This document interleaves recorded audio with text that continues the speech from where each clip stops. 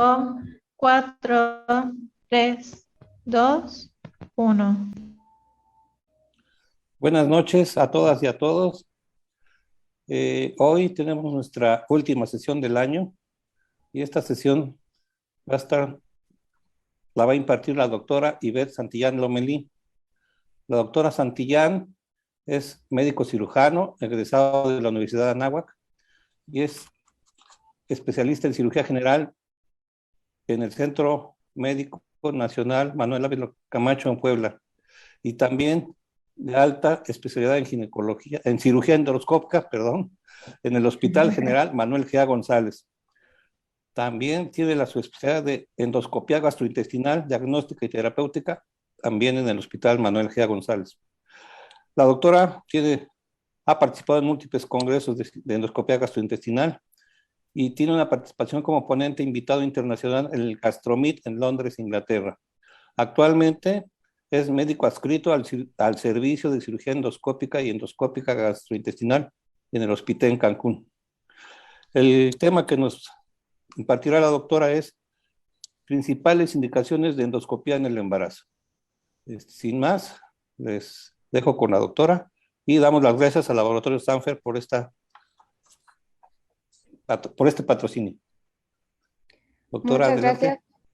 Muchas gracias, doctor Fuentes, por la introducción y por la amable invitación a estar con ustedes esta noche para poder platicarles un poquito sobre las indicaciones de endoscopía en embarazo, ya que pues es un tema que si bien muy conocida la endoscopía, pero en tema de embarazo siempre causa un poco de controversia.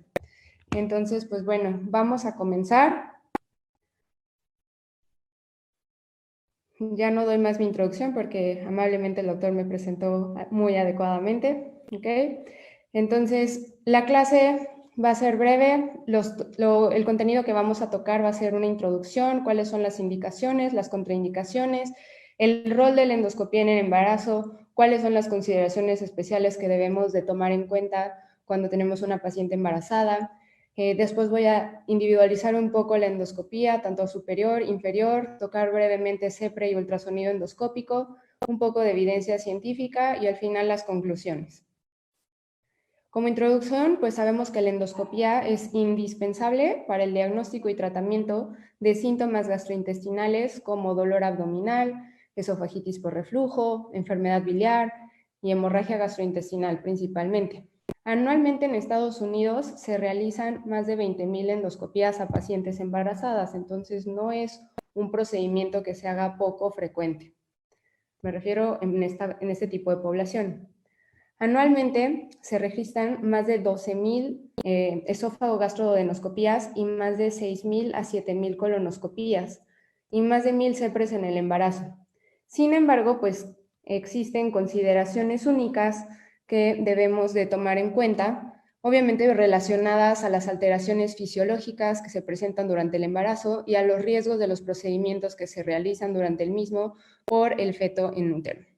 La endoscopía gastrointestinal nos va a llamar mucho la atención en esta etapa por dos motivos principalmente. Primero, obviamente la seguridad materno-fetal y número dos, los medicamentos que utilizamos, que ya lo iremos tocando más adelante. Sin embargo, cuando necesitamos una intervención terapéutica y que actualmente todo lo relacionamos a que sea con mínima invasión, tanto por comodidad del paciente y también por recuperación y todas las ventajas que nos facilita la mínima invasión, pues pensar en endoscopía es una alternativa relativamente segura y veremos el término relativamente por qué menciono esto, ¿no? Más si lo comparamos con cirugía o radiología. Entonces la endoscopía va a estar justificada cuando el no hacerlo podría exponer tanto a la madre como al feto a algún daño por algún síntoma o algún signo que no ha sido atendido.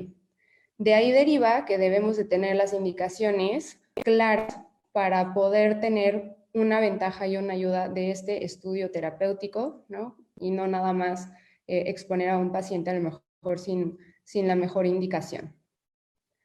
Entonces, de ahí viene la pregunta, ¿cuándo debo, ustedes como ginecólogos o en general cualquier paciente que vea, cualquier médico que vea pacientes embarazadas, ¿cuándo debo realizar una endoscopía en este tipo de población? Las guías de la ASGE, que es la American Society of Gastrointestinal Endoscopy, maneja sus guías precisamente para esto, pero la última actualización que tienen es del 2012. Y las indicaciones que ellos manejan son sangrado gastrointestinal significativo o continuo, náusea o vómito severa o refractaria al tratamiento habitual, acompañado o no de dolor abdominal, disfagia o odinofagia, una sospecha importante de un tumor de colon, diarrea severa que ya ha sido estudiada y no responde a tratamiento habitual, pancreatitis biliar, coledocolitiasis sintomática, colangitis o alguna lesión en el conducto biliar o pancreático, que esto normalmente puede ser o por pancreatitis o bien por una cirugía de vesícula. Después, en el 2014, se publica este artículo donde divide estas indicaciones de la guía de la ASGE en indicaciones fuertes, indicaciones moderadas e indicaciones débiles. Y digamos que se van complementando a las indicaciones que ya les mostré anteriormente.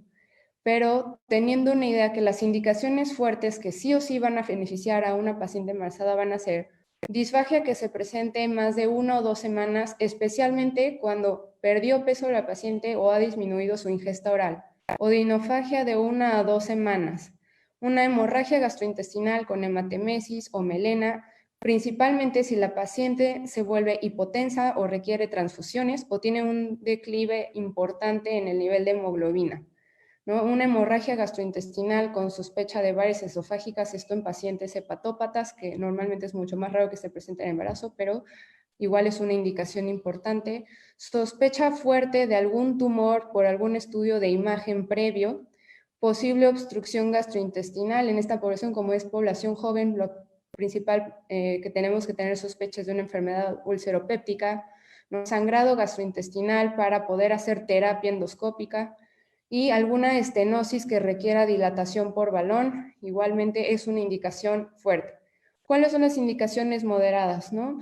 Náusea y vómito, incluyendo posiblemente la hiperemesis gravídica, ¿no? En una paciente mayor a 16 a 18 semanas de gestación, donde existe riesgo de que pueda tener enfermedad ulceropéptica y que además tenga una respuesta inadecuada después de 2 semanas de tratamiento con inhibidores de bomba de protones. También la necesidad de colocar un acceso enteral para alimentación, ya sea por hiperemesis gravídica o por una pancreatitis aguda severa, donde necesitamos alimentar a la paciente por vía enteral. Esta es otra indicación moderada. Náusea o vómito que esté relacionado a una cirugía gástrica previa de la paciente, por ejemplo, en cirugía bariátrica. Y las indicaciones leves sería la hiperemesis gravídica durante el primer trimestre, esto más relacionado a los medicamentos que usamos en las endoscopías, que lo voy a tocar más adelante, que se limite la náusea o el vómito o el dolor abdominal, pero que sea persistente. Síntomas de reflujo, que se excluya la disfagia, ya vimos que esta es una indicación fuerte. Endoscopias de rutina, que son más para vigilancia o de screening, nosotros le llamamos para cáncer, que estos se pueden diferir a después del parto, o anemias por déficit de hierro, que también se pueden diferir como estudio. ¿Cuáles van a ser las contraindicaciones de este estudio? 4 principalmente. Que la paciente tenga una ruptura placentaria, que ya ve un parto inminente, que tenga ruptura de membranas o eclampsia y preeclampsia no controladas. Entonces, ¿qué características únicas tenemos en el embarazo para hacer una endoscopía? Primero, pues tenemos 2 o más pacientes en riesgo, ¿no? La mamá y él o los bebés que van a estar involucrados. 2, medicamentos de anestesia, que lo voy a tocar más profundo en la siguiente diapositiva. 3, la posición del procedimiento. La mayoría de los pacientes nosotros los colocamos en decúbito lateral izquierdo, no nada más en el embarazo, ¿no? Por técnica endoscópica, pero en otros procedimientos como las CEPRES normalmente necesitamos decúbito supino. Entonces sabemos que la posición nos va a favorecer o no la perfusión de la placenta y a veces hasta la probable compresión de la vena cava. Sin embargo, el decúbito lateral izquierdo pues nos va a ayudar bastante en esto. ¿Qué más? La duración del procedimiento. Endoscopías superiores generalmente son procedimientos breves, CEPRES, colonoscopías son procedimientos más largos. Idealmente diferir el procedimiento al segundo trimestre. ¿Por qué? Porque en el primero suele haber más teratogenia por los medicamentos que usamos y en el tercero el tamaño del útero gestante pues es un poquito complicado técnicamente para realizar los estudios, ¿no? El monitoreo obstétrico necesario, eso se verá en las evaluaciones donde necesitamos que participe activamente los obstetras, ¿no? Evitar radiación en la medida de lo posible, por obvias razones, ¿no? Tocaremos ese punto cuando veamos CEPRE, y el uso de un monopolar, porque sabemos que el líquido amniótico tiene tendencia a conducir la electricidad. Entonces, tocando el tema de los medicamentos, ¿no? Sabemos que la FDA maneja una categoría de A, B, C y D medicamentos que son seguros en el embarazo. De los medicamentos que usamos para los procedimientos endoscópicos o periendoscópicos, los principales inhibidores de protones, la mayoría son E, excepto el omeprazol, que es C, por lo cual se recomienda que no se recete omeprazol, sino los otros derivados de los inhibidores de omeprotones. Antagonistas de la histamina 2, simetidina, famotidina son B, los antieméticos, ondansetron, metoclopramida, que son los más usados, también son B. Procinéticos, metoclopramida y eritromicina, son B también. Anestésicos, que esto es lo que nos importa también en temas de sedación. Propofol y ketamina son B, los narcóticos como meperidina y morfina son B, el fentanil en algunos lugares lo ponen B, en algunos lugares lo ponen C, y esto lo voy a tocar más adelante. Benzodiazepinas son D, por lo cual hay que evitarlas. Los agentes reversivos, naloxona y flumacenil, son categoría C y B. Y para la preparación de las colonoscopías, el polietilenglicol se categoriza como C porque no hay suficientes estudios, y el fosfato de sodio definitivamente no tiene ningún estudio, por lo que también es C. Ahora, tocando un poquito más a fondo, durante los estudios la meperidina se va a preferir sobre la morfina. La naloxona es un opiáceo que va a cruzar la barrera placentaria, por lo cual hay que tener cuidado. Ya habíamos dicho que las benzodiazepinas son D, entonces hay que tener igual la tendencia de este uso de medicamentos, que claro, esto se lo vamos a dejar también como decisión al anestesiólogo. La lidocaína tópica en algunos hospitales, sobre todo en hospitales públicos, se hacen las endoscopías con anestesia tópica, ¿no? El fentanil B o C, aquí lo categorizan en C porque han habido estudios donde es embriocida en ratas, ¿no? Sin embargo, con otros estudios que avalan que ha sido seguro manejarlo durante embarazos, por eso lo han dejado entre B y C. El propofol es B. La simeticona es un medicamento que usamos mucho para disminuir la producción de gas intestinal. Se pone C porque le faltan muchos estudios durante el embarazo, sin embargo, es bastante usado y probablemente en algún futuro cambien esta categoría. El polietilenglicol C y el picosulfato de sodio C. Entonces, ¿por qué tenemos que realizar una endoscopía si estamos viendo que eso influye mucho en temas teratogenia para el feto y además posición y además todo lo que acabamos de mencionar? Bueno, cuando nosotros vamos a hacer una endoscopía en una paciente embarazada, tenemos que ir con la mentalidad de, además de hacer un diagnóstico, vamos a ofrecer un tratamiento, o nuestra endoscopía va a ser determinante para modificar o no modificar un tratamiento que se le está dando a la paciente. Entonces, parte de las consideraciones, como habíamos dicho, diferir al segundo trimestre, siempre debemos de tener una indicación clara, ¿no? Tanto riesgo, beneficio para la mamá y el bebé, y también como nosotros médicos para seguridad legal. Es obligatorio tener una consulta preoperatoria o preprocedimiento con el obstetra. Es muy importante tener un equipo multidisciplinario donde podamos determinar el mejor momento para poder realizar el estudio a la paciente. La decisión del monitoreo del latido fetal y las contracciones uterinas, pues claramente la vamos a realizar con ustedes, ¿no? Es muy importante por eso trabajar en equipo y estar en contacto ambas partes.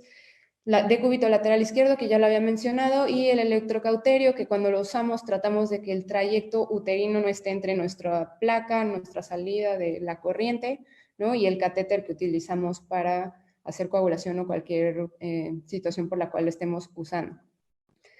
Este es otro cuadro del mismo artículo donde viene los principios de endoscopía que debemos de tener, ¿no? Que básicamente es lo que ya hemos estado mencionando, la consulta con el obstetra. Aquí ponen que de preferencia usar anestesiólogo, ¿no? En otros países como en Estados Unidos, las enfermeras y los endoscopistas pueden dar anestesia. Aquí, de acuerdo a la NOM, solo el anestesiólogo puede dar ese tipo de anestesias, por lo cual pues, en México no aplica este punto, ¿no? El decúbito lateral izquierdo, tratar de minimizar la administración de drogas y el tiempo del procedimiento. Para las CEPRES, que tocaremos también este punto más adelante, tratar de usar la menos radiación posible o de plano no usarla, y usar de preferencia un electrocauterio bipolar si se tiene disponible y minimizar el monopolar. Esto también son las recomendaciones de las guías de la ASGE del 2012. Lo único que manejan diferente es que de acuerdo a la monitorización del latido fetal y de las contracciones uterinas, sugieren que antes de las 24 semanas es suficiente corroborar con un Doppler si existe latido fetal antes del procedimiento y después del procedimiento. Y después de las 24 semanas hay que revisar el latido fetal en conjunto con las contracciones uterinas, de preferencia antes y después del procedimiento con fines de seguridad. Entonces voy a separar ahora cosas específicas de la endoscopía superior.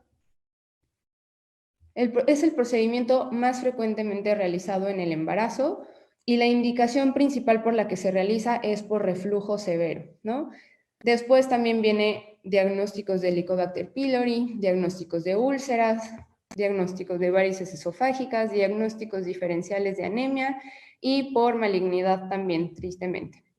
Y el tratamiento, obviamente, más frecuente en el embarazo es por sangrado, ya sea varicel, aunque no es muy frecuente las hepatopatías de este nivel severas en el embarazo, o bien lo más frecuente, enfermedad ácido péptica que genera úlceras, ¿no? También por dilataciones o ablaciones de esófago de Barrett. Generalmente en una endoscopia superior es un procedimiento breve que lleva alrededor de 15 a 20 minutos. Entonces, hay un estudio publicado, ¿no?, donde se hicieron 83 endoscopías, ahí les pongo la referencia en la parte de abajo de la imagen, en pacientes embarazadas, donde las principales indicaciones para hacer una endoscopia superior fue hemorragia en el 45%, dolor abdominal en el 34% y otros en 21%.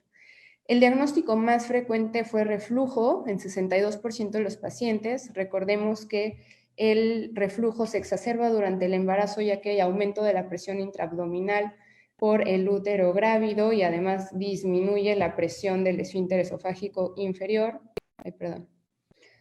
Y el Mallory Weiss, que es un desgarro en la unión gastroesofágica que produce un sangrado importante, en su mayoría arterial, que es un sangrado frecuente por náusea y emesis importante en el embarazo, esto representa el 14%, y úlceras también en el 14%. En una serie de casos reportada por Kappel en el 2003, también de 83 embarazadas que se hicieron endoscopía superior, el 95% de estas pacientes obtuvieron infantes sin complicaciones y el 5% reportaron malos resultados en términos de nacimiento. Sin embargo, los autores comentan que no estuvieron relacionadas al procedimiento, pero no especifican, ¿no? Y pues comentan que las pacientes tenían antecedentes de un embarazo de alto riesgo previo a la endoscopía. También durante la endoscopia superior, pues la hemorragia variceal, como aquí, ¿no?, unas varices grandes.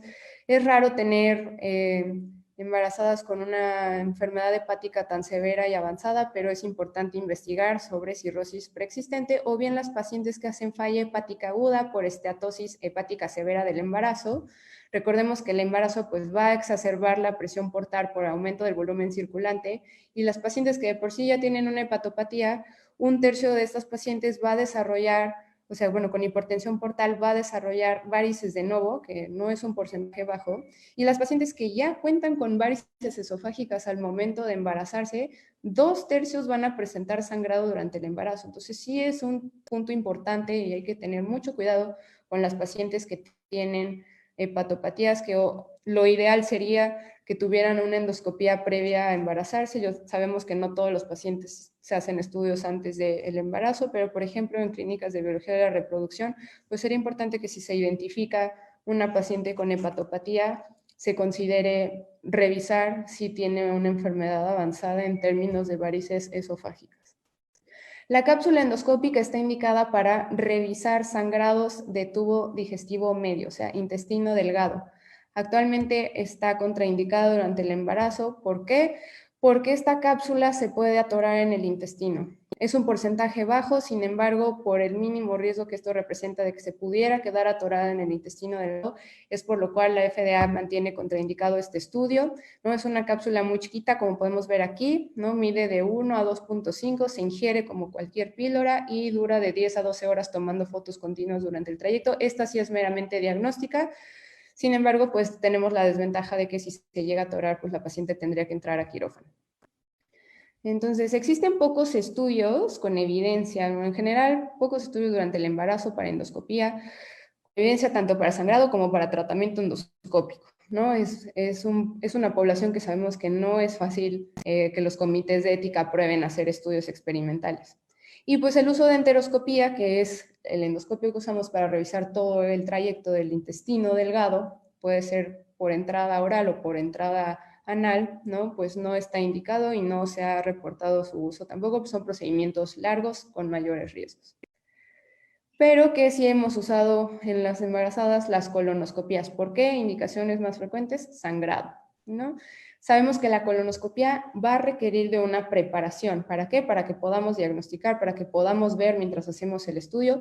Y si encontramos la fuente del sangrado, pues necesitamos que esté limpio para que podamos ofrecer un tratamiento. Es un procedimiento de mayor duración definitivamente a comparación de la endoscopía, ¿no? Requiere sí o sí sedación y analgesia y se ha reportado el uso de polietilenglicol durante el embarazo. Sin embargo, como no ha estado estudiado adecuadamente, recordemos que le ponen categoría C, pero sí se ha usado. Aquí les pongo un estudio donde en 40 pacientes se usó el polietilenglicol no para la preparación de colon, sino más bien como tratamiento de la constipación. 37 pacientes tuvieron un parto normal, 2 tuvieron parto pretérmino y un aborto espontáneo que no se identifican o no comentan las causas si tenía alguna condición preexistente. El fosfato de sodio de plano no tiene ningún estudio ni se han reportado casos en el embarazo, por lo cual se sugiere no usarlo. Y a pesar de que se realizan más de 6,000 colonoscopías anuales en pacientes embarazadas, es poco lo que se reporta como en la literatura médica. Se han reportado 60 casos de sigmoidoscopía y 40 casos de colonoscopía. Dentro de estos, ¿no? 41 pacientes que llevaron sigmoidoscopías, 38 tuvieron parto normal, se reporta una muerte por parto pretérmino, pero mencionan que fue un parto fortuito, una malformación congénita y un mortinato. Y dentro de los casos de colonoscopías en el estudio más mencionado, donde fueron 20, la indicación más frecuente de este estudio fue descomprimir el colon por oclusión intestinal, 5 con enfermedad inflamatoria intestinal tipo CUSI, 2 por Crohn, 2 colitis isquémicas y una colitis linfocítica. De estas pacientes, 18 tuvieron parto normal, hubo un aborto y hubo un septum secundum que tampoco se caracteriza 100%, se le echa 100% del procedimiento de endoscopía, ¿no?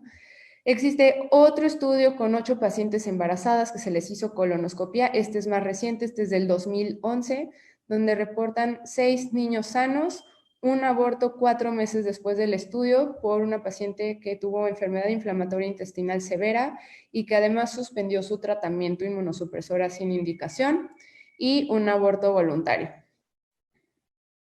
Entonces, con esto podemos ver que pues, involucra más riesgo que una endoscopia superior a una colonoscopia, sí, por lo cual las indicaciones fuertes son las que nos van a respaldar ante cuando nosotros solicitemos este estudio.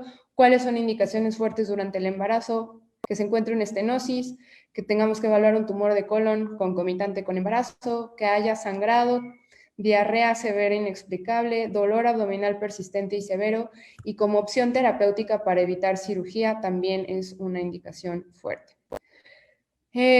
Posible o lo ideal, diferirla al segundo trimestre. Como había dicho, el primero es más teratogénico por los medicamentos que se usan. El tercero, pues mucha dificultad técnica por la compresión uterina que genera sobre el colon para poder pasar los instrumentos. Y sabemos que el sangrado hemorroidal es frecuente en el tercer trimestre. ¿Por qué? Porque hay una ingurgitación por aumento del volumen intravascular y hay un aumento de la presión de la zona intrarrectal, porque las pacientes normalmente en estas temporadas del embarazo, ¿no?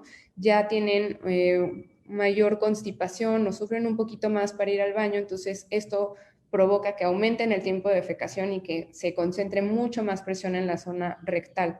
No todas las pacientes con sangrado de tubo digestivo bajo van a colonoscopía. Normalmente lo que hacemos primero es revisar efectivamente que no sea un sangrado de origen hemorroidal. Esto lo podemos hacer por una anoscopía, que esto no requiere anestesia, ¿no? Esto se hace en el consultorio, un procedimiento que podemos ver, y claramente solo en caso de que el paciente se identifique que el sangrado no es hemorroidal, que el sangrado viene de una zona más proximal, entonces ya se valora si se hace sigmoidoscopía o una colonoscopía. ¿Qué pacientes nos deben de preocupar con sangrado de tubo digestivo bajo? Pacientes mayores de 40 años que tengan antecedentes, ¿no?, de cáncer en la familia y que presenten rectorragia o hematoquesia. Esas pacientes son las que nos debe de tener el foquito rojo de que podría haber algo más, ¿no? Ahora, en cuanto a CEPRE y el ultrasonido endoscópico, recordemos que la CEPRE es un estudio que dejó de ser nada más estudio, que ya se usa enfocado sí para hacer diagnóstico, pero con el objetivo terapéutico 100%, por los riesgos que conlleva, obviamente en el embarazo con más razón. Utilizamos rayos X sí o sí para poder identificar o para poder pasar nuestros instrumentos a la vía biliar. Nuestra cámara no puede entrar a la vía biliar, el duodenoscopio propiamente no entra a la vía biliar, por lo cual necesitamos de rayos X. Y ya decir rayos X en embarazo, sabemos que nos brinca a todos un foquito rojo ahí, ¿no? Entonces, como les estaba diciendo, siempre va a existir una preocupación al decir CEPRE en el embarazo porque involucra radiación, porque el tiempo de sedación es mayor, es un procedimiento donde necesitamos más tiempo tanto para trabajar como de sedación, de uso de medicamentos, etc. El uso de energía se necesita definitivamente para hacer cortes en la papila y poder acceder, esta es la papila, la ámpula de Vater, para poder acceder a la vía biliar, ¿no? Y la posición de la paciente, sí se puede hacer CEPRES en decúbito lateral izquierdo, sí, es diferente la técnica que usamos los endoscopistas, pero bueno, a veces por las posiciones no nos deja ver en la mejor proyección en rayos X la vía biliar, ¿no? Entonces, ¿cuáles van a ser las indicaciones más frecuentes de CEPRE en el embarazo? Coledocolitiasis, ¿no? Como esta imagen que les puse aquí es de una paciente embarazada, ¿no?, que le hicimos una CEPRE justo porque está con coledocolitiasis severa. Podemos ver todos estos defectos de llenado, todo lo blanquito que se ve aquí en la vía biliar son puros litos. Que tengamos ictericia obstructiva, que haya colangitis, fiebre, dolor en hipocondrio derecho e ictericia, eso es colangitis hasta no demostrar lo contrario, o pancreatitis aguda de origen biliar. Recordemos que el embarazo es litogénico, ¿no? Las hormonas no nos ayudan mucho en tema vesícula, ¿no? Sabemos que el estrógeno nos va a promover la síntesis de colesterol, la se satura de colesterol y además la progesterona nos disminuye la motilidad de la vesícula, por lo cual esto resulta en estasis biliar y de aquí deriva que la colecistitis litiásica tenga una prevalencia en el embarazo del 3 al 12%. Y afortunadamente de este 12%, nada más 1 en cada 1000 embarazos se complica con coledocolitiasis durante el embarazo, pero que, como estamos viendo, se vuelve un problemón por todo lo que conlleva, ¿no? De todo lo que existe como terapia para la coledocolitiasis, el gold estándar incluido en el embarazo es la CEPRE. ¿Por qué? Porque es de minimación y porque lleva mucho menos riesgos que una cirugía compleja de la vía biliar. ¿Qué medidas podemos tomar extra de seguridad durante el embarazo si ya sabemos que implica mucho riesgo? Primero, colocar dosímetro fetal, sobre todo si sabemos que se van a exponer a más de 10 RATs, que ahorita vamos a ver cuál es el límite que nos proponen las guías internacionales. La dosis de radiación normalmente en una CEPRE, más porque se cuida obviamente a una paciente embarazada, usualmente es menor a 10 RATs. La canulación sin radiación se puede hacer, sí se puede hacer mediante aspiración, sin embargo es una maniobra que no está validada en ninguna guía, ni siquiera en pacientes embarazadas, porque puede haber mucho riesgo de canular el conducto pancreático o irse a un lado y sin estar completamente seguros de que uno está trabajando en el sitio donde quiere. Por eso no está validado y tampoco se recomienda, pero sí se puede. Colimar los rayos X es enfocar la dosis necesaria al sitio necesario donde necesitamos ver el rayo y no tener más área de exposición. Hay veces que se colocan chalecos pélvicos, ¿no?, para proteger la radiación sobre el vientre y el útero, ¿no?, de la paciente. El Spyglass es una herramienta de un colangioscopio donde podemos ver directamente la vía biliar, que ya lo mencionaré más adelante. Y esto es a lo que quería llegar. Lo más importante, la International Commission on Radiological Protection tiene guías sobre la exposición de la radiación al feto y la afección que tiene dependiente a su edad gestacional. El riesgo letal va a ocurrir en la fase de preimplantación, eso ya lo sabemos, ¿no? Es donde más riesgo hay de los rayos X. Y después va a venir en la organogénesis, o sea, de la semana 3 a la 8 postimplantación. El retraso mental o el riesgo de retraso mental va a ocurrir de la semana 8 a 15 y de ahí en adelante pues el riesgo de cáncer funciona de acuerdo a un modelo estocástico que no voy a tocar porque no es el objetivo de la clase. Pero lo importante y lo que me interesa que se lleven a casa es que el riesgo fetal para que ocurra algún daño o alguna lesión va a ser cuando se excede de 100 miligrays o 10 RADS. Y si recuerdan mi diapositiva pasada, normalmente lo que usamos en endoscopía de una CEPRE es menor a 10 RADS. Una tomografía de abdomen, por ejemplo, son 20 miligrays. Entonces, para que tengamos más o menos una idea de la exposición a radiación. Otras indicaciones de CEPRE menos comunes, fuga biliar postcolecistectomía. Esta también fue otra paciente que llegó al altar, después de haber sido operada una colecistectomía, se puso ictérica, en la tomografía reportada en bilioma hicimos una CEPRE, no se había identificado previo a la cirugía que tenía coledocolitiasis, por lo cual incrementó la presión y la bilis empezó a salir en la zona de menos presión. Aquí vemos las grapas y esto es fuga de contraste, ¿no? Entonces, fuga biliar postcolecistectomía, una estenosis biliar, que se necesite colocar un stent pancreático por una pancreatitis severa o igual si existe fístula pancreática. La literatura médica aproximadamente tiene reportados 350 casos de CEPRE, no todos juntos, algunos son casos clínicos, algunos reportes de casos, ¿no? Entonces voy a ir tocando como los más relevantes para que veamos cuáles han sido los resultados. Generalmente puede haber mucho sesgo en estos estudios porque normalmente son estudios retrospectivos, hay pocos pacientes, el seguimiento es limitado, no se reporta bien qué pasó con los nacimientos después del estudio. Y existen 3 series de estudios retrospectivas que en conjunto suman 100 pacientes embarazadas. La indicación en todas fue colitiasis. Reportan buenos resultados en curso tanto de embarazo, resultado fetal y estado de salud materno. La pancreatitis tuvo una incidencia del 5 al 16%. Recordemos que pancreatitis pues, siempre es una de las complicaciones más frecuentes después de hacer este estudio por la zona en donde trabajamos. Se presentó un aborto espontáneo 3 meses posterior a realizar la CEPRE, una pérdida fetal a las 26 horas posterior al nacimiento y una tasa de parto pretérmino del 8%. Hay otro estudio de 18 pacientes donde no se identificó ninguna anomalía congénita ni desarrollo de defectos durante la infancia en 11 niños que se siguieron hasta sus 11 años, ¿no? Pero bueno, sabemos, son pocos pacientes, ¿no? Tampoco es muy significativo. Hay otro estudio del 2011 donde se hicieron 296 con seguimiento en el nacimiento supuestamente hasta el de 254 pacientes, pero debido a que no se contaron con todos los estudios, se siguieron nada más 237 niños que fueron nacidos sanos, 11 prematuros y con bajo peso al nacer, y se reportaron 5 entre abortos espontáneos y muerte al nacimiento, con una tasa de pancreatitis post-CEPRE menor del 5 al 6%. Entonces, dentro de los principios que debemos tomar en cuenta para el embarazo, o sea, CEPRE en el embarazo es, no hay que esperarnos si el paciente necesita una CEPRE. Si está indicado, incluyendo si queremos esperar hasta el segundo trimestre, a menos de que esté en fase de organogénesis y tengamos que valorar el riesgo-beneficio de la madre, bueno, entonces ahí se consideraría, pero idealmente no hay que demorarlo porque sabemos que esto puede derivar en colangitis, sepsis y un resultado fatal.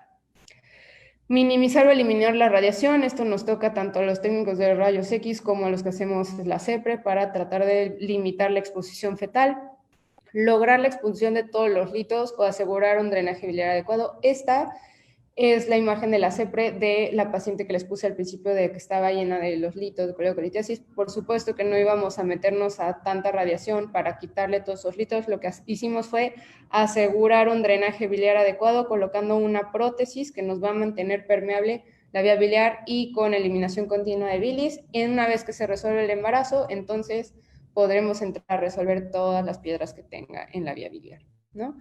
Y pues facilitar la colecistectomía si es que esté indicado. El manejo conservador de la coledocolitiasis, es lo que les estaba comentando, está injustificado a excepción de que valoremos riesgo y beneficio cuando la paciente se encuentra durante el primer trimestre en las fases de organogénesis. El ultrasonido endoscópico es otra herramienta no tan reciente, ya tiene sus años, pero también es diagnóstico terapéutica. Las indicaciones en el embarazo, pues va a ser diagnóstico de coledocolitiasis cuando no la podemos identificar por colangioresonancia, ¿no? Identificar la vía biliar y el tamaño, como podemos ver aquí en esta foto que les puse, esta es la vía biliar y miren nada más los litos tan grandes que existen aquí. El diagnóstico de patología pancreática y que intentemos hacer también terapia de patología pancreática y de vesícula biliar, pero pues también va a tener sus desventajas. Primero, el costo es muy alto, no son equipos caros, que haya disponibilidad. Hasta donde yo tengo conocimiento, aquí en Cancún no tenemos disponibilidad en hospitales de ultrasonido endoscópico y personal, además. Y además su uso no ha sido validado en cuanto a resultados fetales. Aquí encontré un caso clínico, que es el que les estoy poniendo aquí, donde se usó el ultrasonido endoscópico para poder resolver una coledocolitiasis. Ya se le había hecho CEPRA a esta paciente, no se pudo canular, o sea, no se pudo entrar a la vía biliar. Aquí vemos el colédoco, aquí está el lito. Aquí en esta otra imagen vemos es el mismo colédoco, pero aquí está entrando la aguja para poder pasar, esto todo guiado por ultrasonido endoscópico, para poder pasar la guía. Una vez que pasa la guía y sale por el ámpula de váter, la tomamos con una pinza, sacamos la guía por la boca de la paciente y por ahí metemos el duodenoscopio y ya se hace la CEPRA, que nosotros le llamamos rendezvous o de reencuentro, ¿no? Para poder entrar a la papila y sacar el hito. Para esto nos pudiera servir el ultrasonido endoscópico. El Spyglass, que ya lo había mencionado, ahora lo tocamos un poquito más a profundidad. El Spyglass es este pequeño colangioscopio que mide 2 milímetros, que entra por el canal de trabajo del duodenoscopio, y la finalidad es meter esta camarita para tener visión directa dentro de la vía biliar, y con esto poder dar litotripsia electrohidráulica, ¿no? Con ondas de vibración y de choque, tomas de biopsia, se sospecha de un tumor y hacer la toma de biopsia directa. Sin embargo, pues solo hay 6 casos reportados durante el embarazo.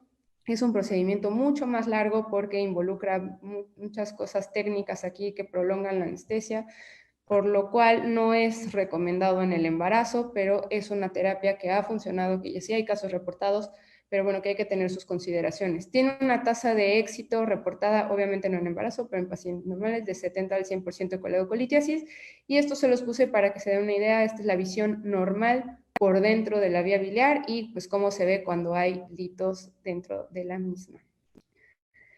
Un poco más de evidencia científica, ¿no? Las guías del American College of Obstetricians and Gynecologists mencionan en su guía de náusea y vómito durante el embarazo que hay que hacer todos estos diagnósticos diferenciales antes de encasillar a la paciente en cualquier diagnóstico, ¿no? Hay que pensar en todo esto, y que además debemos considerar que una paciente puede tener úlcera gástrica en pacientes con hiperemesis gravídica sin respuesta al tratamiento habitual. Una paciente que no responde habitualmente a los manejos que solemos dar durante la hiperemesis gravídica, entonces hay que pensar que puede tener una úlcera gástrica o bien la posibilidad de infección por Helicobacter pylori, que recordemos que también es el principal responsable de enfermedad úlcero-péptica. Entonces aquí estaría indicado hacer la endoscopía para, además del diagnóstico, pues dar tratamiento tanto enfocado al Helicobacter pylori o a la úlcera si es que estuviera presente. Aquí es otro case report. Sabemos que pues no hay mucha evidencia más que por casos reportados, pero bueno, este es un ejemplo de un sangrado gastrointestinal en una paciente embarazada. Esto fue por una lesión de Dieu-Laffoy. La lesión de Dieu-Laffoy, recordemos que es un vaso submucoso arterial que se expone, como podemos verlo aquí, y empieza a sangrar. Es un sangrado constante arterial que sí, los pacientes se presentan con hematemesis severa. Entonces, una paciente de 27 años con 31 semanas de gestación, ingresó al hospital por melena y hematemesis. La endoscopía reveló la lesión de Dieu-Laffoy, la trataron con unos clips. 2 días después presenta otra vez hematemesis masiva, vuelve a entrar a endoscopía, nuevamente se colocan clips en la zona alrededor de donde se había colocado inicialmente porque se encuentra otro sangrado. Esta paciente desarrolló HELP 5 días posterior al sangrado, que se cree que ya traía algún problema que no se identificó oportunamente, y pues la paciente termina en cesárea con un producto pretérmino, pero vivo, sin mayor complicación. Este es otro estudio que podemos ver que es mucho más reciente, es del 2020. Lo publicaron diciendo que tenían un seguimiento a largo plazo de los pacientes que entraban a CEPRE embarazadas, ¿no? Y la exposición fetal a radiación. Es un estudio retrospectivo unicéntrico donde involucraron 24 pacientes que entraron a CEPRE por coledocolitiasis de 1997 al 2015.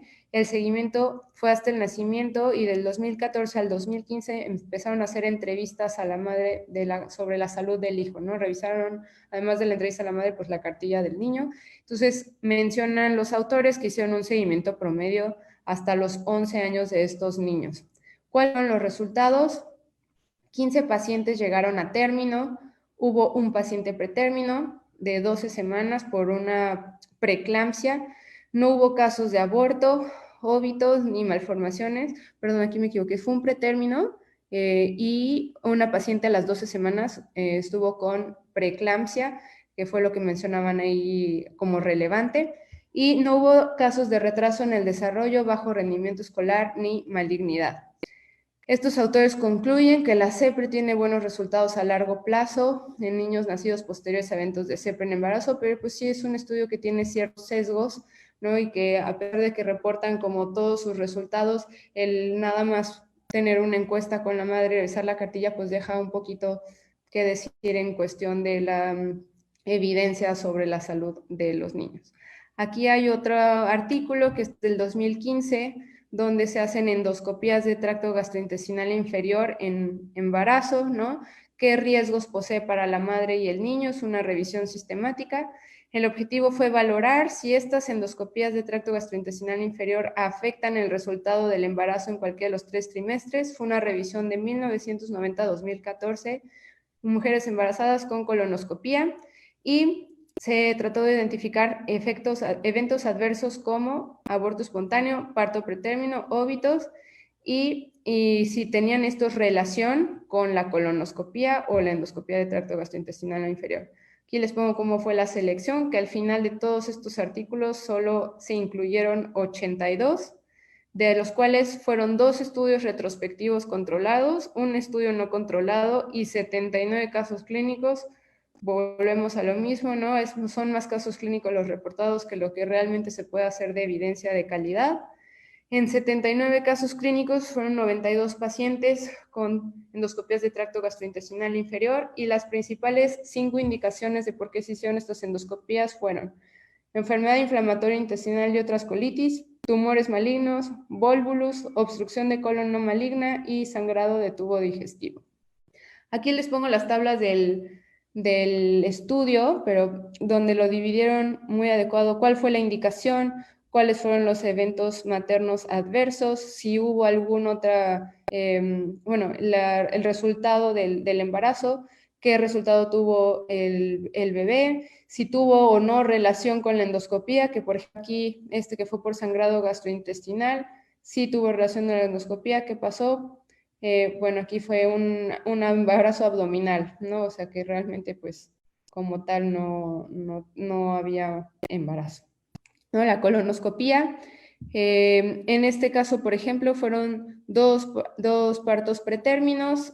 Aquí le ponen que no está claro si realmente tuvo o no que ver, ya que no se reporta en el estudio, y que lo único que ponen los autores es que realmente ellos no consideran que tuvo relación. Pero pues aquí lo importante es que fueron 12 pacientes, ¿no? Y de esos 12, pues solo fueron 2 partos pretérminos. Y aquí vemos en casos de la sigmoidoscopía, 7 pacientes, no hubo ningún evento adverso, ni en la mamá, ni en el feto. Aquí sí, donde hubo 6, pero aquí la indicación fue por malignidad. Tuvimos bajo peso al nacer en 3 bebés, ¿no? Entonces se considera que 3 sí tuvieron relación con la endoscopía y 3 no. Aquí hay otro caso de una pérdida fetal a las 20 semanas, sin embargo, este fue por sangrado gastrointestinal, y vemos que fue porque la paciente tuvo una hemorragia masiva que incluso tuvo que entrar a cirugía. Aquí hay otro en la colonoscopía, 6 pacientes, sí hubo una muerte fetal. Después de una semana de la colonoscopía, se menciona que la muerte fetal fue por deterioro debido a la progresión del cáncer, ¿no?, de la mamá. Entonces vemos que también pues, los pacientes tienen un background o un historial que no son embarazos sencillos, ¿no? Tienen antecedentes importantes las mamás también, entonces eso ha influido también en los resultados. Aquí otro caso, por ejemplo, ¿no? Donde sí hubo un involucro de un parto pretérmino, y aquí menciona que es por que hubo una perforación durante la colonoscopia, que bueno, esto claramente es uno de los riesgos de meter al paciente a este estudio o terapéutica. Y aquí por una obstrucción no colónica también mencionan que hubo una relación a la endoscopía, y esto menciona que probablemente por suspender el nifedipino durante el tiempo de la endoscopía inferior. Entonces, ¿qué concluyen estos pacientes? Que la colonoscopia debe ser realizada únicamente a una indicación fuerte, como ya hemos dicho, y que es un procedimiento en general de bajo riesgo. No recomiendan que se difiera la colonoscopia segundo trimestre, como todas las guías lo mencionan, porque ellos dicen que el retraso terapéutico puede influir más que la misma endoscopía en los resultados del embarazo. Eso es lo que concluyen estos autores. Y ya como conclusiones para llevar a casa, ¿no? Primero, la endoscopía es una herramienta de mínima invasión muy útil para diagnóstico y tratamiento de afecciones gastrointestinales en el embarazo. Debe realizarse únicamente con indicaciones fuertes, que fueron las que ya mencionamos, idealmente en el segundo trimestre para minimizar riesgos, y amerita manejo multidisciplinario, importantísimo. Obstetra, anestesiólogo, perinatólogo, ¿no? Para tener el mejor resultado posible materno-fetal. Y cuando se requiere en estas pacientes una intervención terapéutica, pues tengamos en cuenta que la endoscopía va a ser una alternativa segura y efectiva a comparación de la cirugía y la radiología. Esto es todo por mi parte, les agradezco mucho su atención. Aquí les dejo mis datos, está mi celular personal y mi correo. Estoy abierta a sus órdenes si tienen alguna duda, algo que quisieran comentarme, algún caso, con todo gusto. Muchas gracias y estoy a sus órdenes.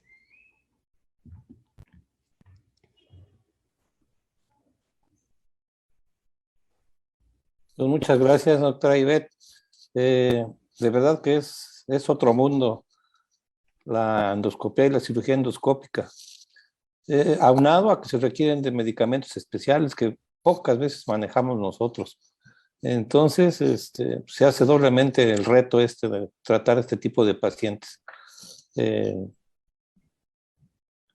A mí me deja sorprendido cómo ha avanzado todo esto de la endoscopía, y de verdad pues estoy muy admirado y muy agradecido de impartirnos esta plática que seguramente nos será útil a todos nosotros. De mi parte, doctora, le doy las gracias por impartirnos esta charla y espero que en alguna ocasión ya nos veamos presencialmente. Y ante todo, feliz Navidad, doctora. Feliz Navidad a todos. Nuevamente gracias por su atención y con todo gusto y con toda confianza, perfectamente abierta a responder todas sus dudas. Sí, es un tema apasionante, fascinante, que cada vez avanza más. Hay que seguir buscando porque ahora hay hasta bracitos robóticos para hacer cirugías por endoscopía. Entonces, definitivamente es una buena herramienta y pues que no debemos dejar a un lado incluso cuando tenemos un embarazo, ¿no? Muy bien, doctora. Bueno, pues buenas noches a todos y a todas.